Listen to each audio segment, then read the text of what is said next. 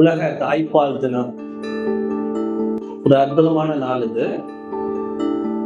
தாய் என்பது பூமியும் தாய் மொழி. நல்லா பார்த்தீங்கன்னா பூமியும் தாய் மொழி. பூமியில் போட்டது பூரா விளையும். ஒரு தாய் எப்பொழுது உருவாகிறது என்றால் பூமியினுடைய அத்தனை தன்மையும் தாய்க்கு கிடைக்கும். அன்பு இருக்கும், மகிழ்ச்சி இருக்கும், அரவணைப்பு இருக்கும். குழந்தைய எதிர்காலத்துல ஒரு இந்த தரணினா உலகம் எவ்வளவுக்கோ அதை வளர்க்கணுங்கிற ஒரு எதிர்பார்ப்பு இருக்கு. அப்ப தாய்ப்பால் முதல் மருந்து மாமருந்து.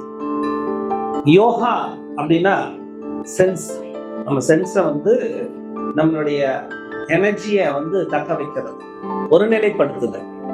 அப்ப ஒருநிலைப்படுத்துற மூச்சு. ஒரு குழந்தை பிறந்தோடனே அழுது மூச்சை, நம்ம பிரபஞ்சத்துல நிறைய ஆற்றல் எடுக்குது அழுது.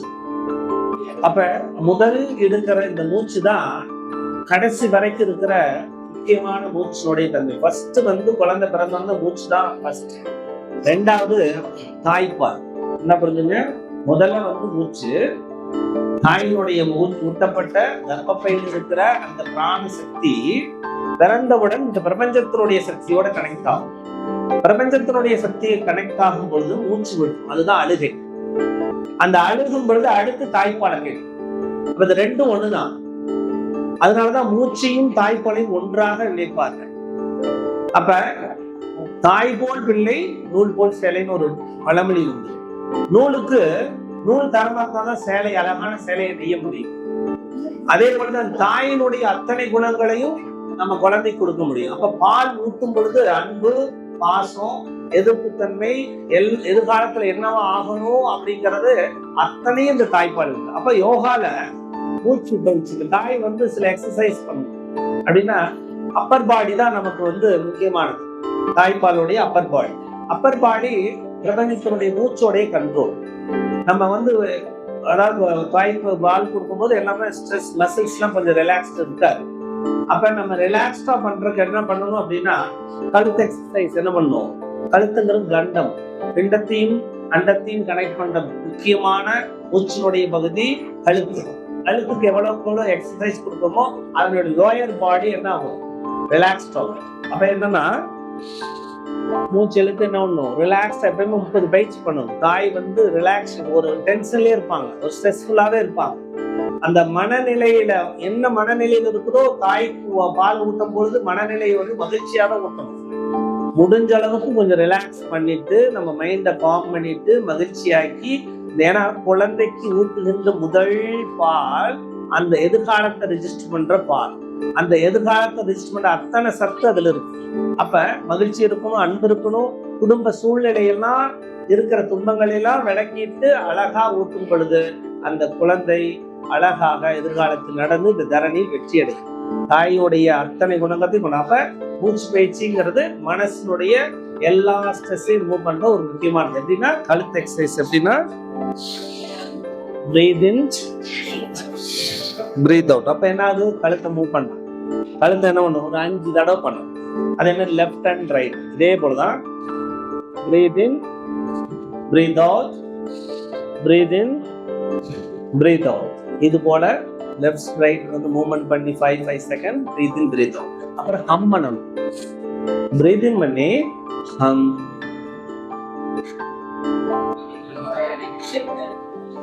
அப்படி. ஏன் அப்படின்னா ஹம் தான் இன்விசிபிள், அதாவது பேசா மொழின்னு சொல்லுவாங்க. அது வாய் திறந்து பேசுறோம், பேசாத மொழியில் தான் இந்த உலகம் இயங்கிட்டு, ஹம்னு இயங்கிட்டு. இந்த பிரபஞ்சத்தினுடைய உற்று நோக்கிற எனர்ஜி இந்த பேசா மொழி தான்.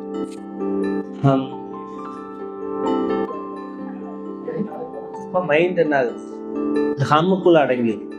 அப்ப ஹம்முக்குள்ள அடங்கிது. அப்ப என்ன ஆகுதுன்னா பிரீத் இன் பண்ணும்போது ஜஸ்ட் பிரீத், கரெக்டா. ஹம் பண்ணும்போது எனர்ஜி உள்ளேயே அடக்கப்படுது. நல்லா புரிஞ்சுங்க. பிரீத் இன் பண்ணி வெளியே விடுற எனர்ஜி, கரெக்டா. ஆனா அதே பிரீத் இன் பண்ணி ஹம், மூச்சு எங்க போகுது, வெளியே வராது. எனர்ஜி எங்க இருக்கு, அப்பர் பாடி. எவ்வளவு இது 30 பண்ணணும். மினிமம் 30 பண்ணீங்கன்னா அப்பர் பாடி ஃபுல்லா ரிலாக்ஸ்ட் ஆயிடும். காற்றினுடைய பைகள் ரிலாக்ஸ்ட் ஆகும். காற்றினுடைய பையோல அந்த ஜஸ்ட்ல இருக்கிற தாய்ப்பாலை கொடுக்கக்கூடிய அந்த எல்லா ஏரியாவும் என்ன மசில்ஸ் ரிலாக்ஸ்ட் ஆகும். அப்ப என்ன ஆகுதுன்னா ஹைப்போதாலமஸ்ல ஆக்சிடோசின் அப்படிங்கிற ஒரு ஹார்மோன், ஹாப்பி ஹார்மோன்ஸ், அது வைட்டமின் சி, மெக்னீசியம், கால்சியத்தினால உருவாக்காம ஹம் பண்ணும்பொழுது அப்பர்ல இருக்கிற எனர்ஜி, அப்பர்ல இருக்கிற வைப்ரேஷன், ஹைப்போதாலமஸ் பக்கத்துல இருக்க அந்த எனர்ஜி ஹம் பண்ணும்போது என்னது வெளியே சுரக்குது சரிங்களா. அப்ப என்னன்னா ஆக்சிடோசின்ங்கிற அந்த ஹார்மோன் என்ன பண்ணுது, பாலை ஊட்டுறதுக்கு உந்துதல் தருது. புரிஞ்சுட்டீங்களா? எக்ஸசைஸ் யோகால அப்ப ஹம்ங்கிற எக்ஸசைஸ் கம்பல்சரி, மசில் எக்ஸசைஸ். அப்புறம் ஷோல்டர் என்ன பண்ணுவோம், பிரீதிங் ரிலாக்ஸ்டா பண்ணலாம். ரொம்ப என்ன பண்ணக்கூடாது, எல்லாமே பிரீத்தோட தான். பிரீத்தோட பண்ணும் பொழுது நாம என்னத்துக்காக அடுத்த ஆக்ஷன் பண்ண போறோம், பால் கொடுக்க போற தாய்க்கு. அப்ப எனர்ஜியா இருக்கேன், மகிழ்ச்சியா இருக்கேன், குடும்பம் நன்றாக இருக்கிறது, எல்லாத்தையும் விட்டணும், எல்லாத்தையும் ரெஜிஸ்டர் பண்ணணும். அப்ப கர்ப்பப்பையில என்ன திங்கிங்ல அந்த உள்ள 5ஆவது மாசம் 6ஆவது மாசம் ரெஜிஸ்டர் பண்ணிச்சோ அதே தாட்ஸ்ல இருக்கும் குழந்தை.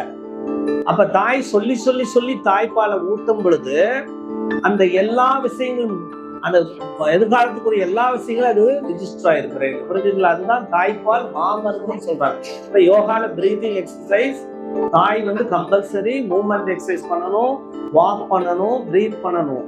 அப்ப breathing exercise compulsory 30 30 30 30 4 30 before food, காலையில சாப்பிட்றதுக்கு முன்னாடி 30 பண்ணிடணும், மத்தியானம் சாப்பிட்றதுக்கு முன்னாடி 30 பண்ணணும், ஈவினிங் 30 பண்ணணும், தூங்குறதுக்கு முன்னாடி.